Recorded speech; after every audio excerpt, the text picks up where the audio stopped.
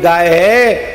अरे कहीं कोई भगवान कृष्ण पर भी अशुद्धि का आरोप कर ले, आरोप ही अशुद्धि तो में संभव नहीं है, पर श्री कृष्ण पर अशुद्धि का आरोप कोई कर ले तो उनको भी शुद्ध करने वाली वेद लक्षणा भारतीय देसी गाय है।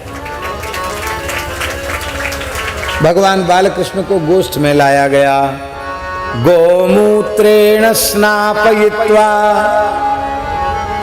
पुनर्गोरज सार्वकम रक्षाम चक्रुश्च शकृता द्वादशांगे सुनामवी। भगवान को गोमूत्र से स्नान कराया गया। गोमूत्रेण स्नापयित्वा,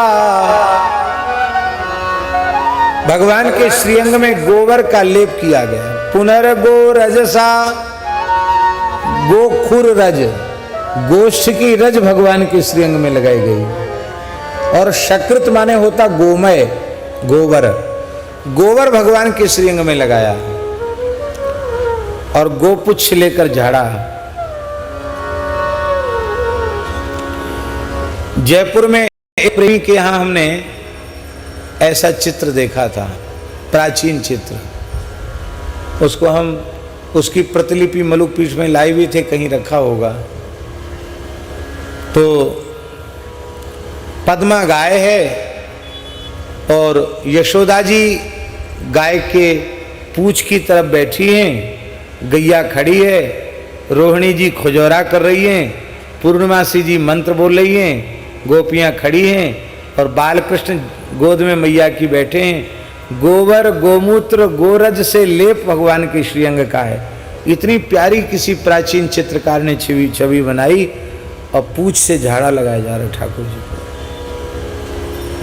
अव्यादजोंग्रिमणिमास तब जान थोरु यज्ञोच्युतः कटितटम जठरम हयास्या हृत्केशवस्त्वदुर ईश इनस्तु कंठम विष्णुर्भुजम मुखमुरुक्रम ईश्वर कंगम। अजन्मा भगवान चरणों की रक्षा करें, मणिमान भगवान घुटनों की रक्षा करें, यज्ञ भगवान जंघाओं की रक्षा करें, अच्युत भगवान कटिप प्रदेश की रक्षा करें, हयग्रीव भगवान जठर की रक्षा करें। इत्यादि प्रकार से भगवान के 12 अंगों का स्मरण करते हुए 12 नामों को लेकर के भगवान के श्रीअंग की रक्षा का विधान करने लगे। वैष्णवों की ये जो पद्धति है, इससे एक बात प्रमाणित हो जाती है कि ब्रजवासी विशुद्ध वैष्णव हैं। वैष्णवता आचार से ही तो प्रकट होती है। वैष्णवोचित आचार होगा तो वैष्णवता है।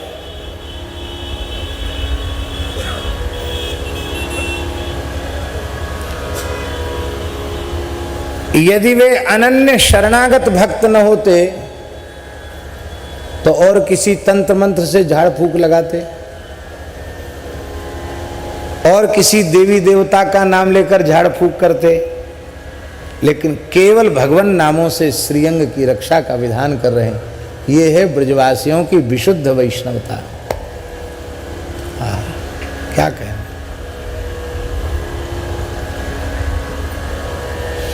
भगवान अत्यंत प्रसन्न हो रहे हैं। प्रसन्नता का एक हेतु तो ये है कि यह अवतार गोवंश की उपासना के आदर्श को प्रतिष्ठित करने के लिए हुआ है। और आज ब्रजांगनाएं हमारी आराध्या उपास्या पूज्या वेदलक्षणा गोमाता के चरणों में हमको लेके आई हैं। हम अपनी आराध्य देवता के निकट आ गए। उनके खुर रज और उनके पवित्र पुच्छ, उनके पवित्र गोमय और गोमूत्र का संस्पर्श प्राप्त करके मेरे अवतार का प्रयोजन परिपूर्ण हो गया। इसलिए बहुत प्रसन्न हो रहे हैं भगवान। आपको सुनकर आश्चर्य होगा, ब्रह्मवैवर्त पुराण में, ब्रह्मांड पुराण में, पद्म पुराण में, स्कंद पुराण में, दास ने कई पुराणों में देखा जहां भगवत पूजन का प्रसंग है वहां पंचामृत स्नान के पूर्व पंचगव्य स्नान का भी विधान है।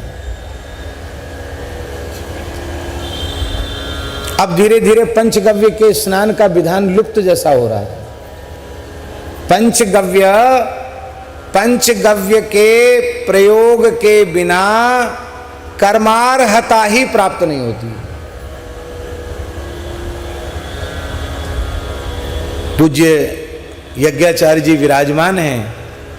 पंचगव्य से यज्ञ संभारान संप्रोक्ष्य लिखा रहता है कर्मकांड के ग्रंथों में।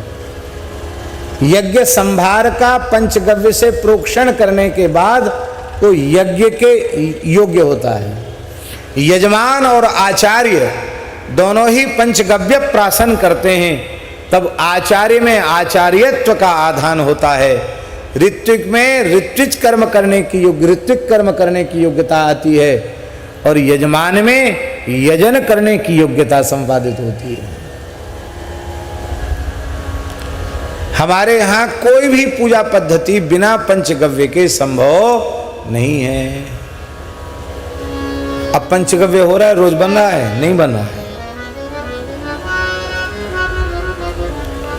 पंचगव्य भी दुर्लभ हो गया। गाय दुर्लभ हो गई, गाय नष्ट हो गई।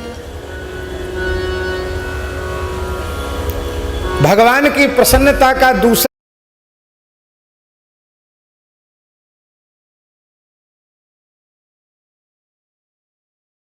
चटाटवी गलज्जल प्रवाह पावितस्थले गले विलम्बनं निकाम्बुजंग तुंग मालिका